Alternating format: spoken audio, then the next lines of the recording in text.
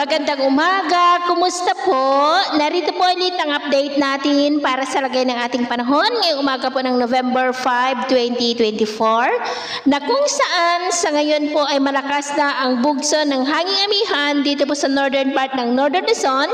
Gaya po ninyong nakikita habang ang bagyong si Mars naman ating binabantayan ay patuloy na po ang paglakas at nasa severe tropical storm na ito habang nasa silangang baybay na po ng Central Luzon.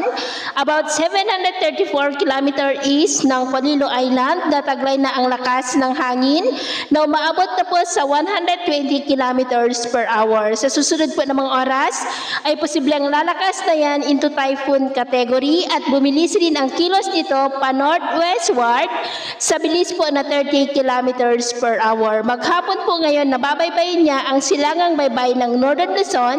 at bukas po dahil sa presensya ng amihan sa taas ay posibleng mahihirapan ang bagyo na kikilos pa northward, kaya nagbabanta po yan nakikilos pa westward, nabanta po dito sa may Cagayan, Apayao, Babuyan Islands at Ilocos Norte, pero hindi pa rin po inaalis ang posibilidad na masusubsob pa yan o kikilos pababa dahil sa malakas po na amihan na magtutulak dyan, pero posible pa po ang mga pagbabago, kaya patuloy po tayong mag-antabay sa mga susunod po na updates. At sa lagay ng ating panahon, ngayong madaling araw po dahil sa trough ng bagyo at amihan ay may mga pag-uulan na sa may Bicol region,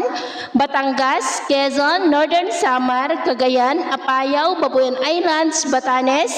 at dahil naman sa mga localized thunderstorm ay may mga pag-uulan dyan sa may Palawan at Sulu Archipelago.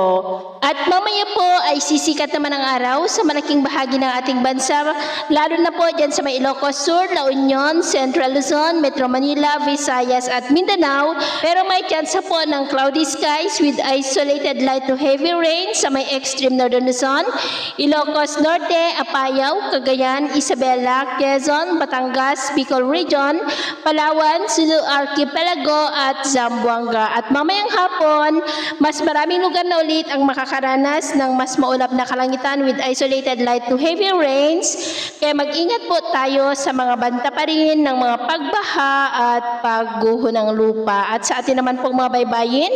dahil po sa amihan at bagyo ay iwasan na muna natin ang papalaot. Sana po sa mga baybayin ng extreme Northern Luzon, Cagayan Seaboard, Ilocos Seaboard,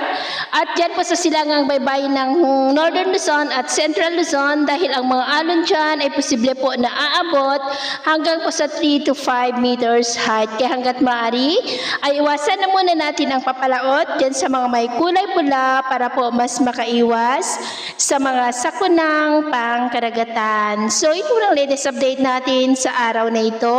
At ako po muli si James na nagsasabing sa kahit anong pagsubok po na darating sa ating buhay, huwag na huwag po tayong mawawalan ng pag-asa. Thank you and God bless!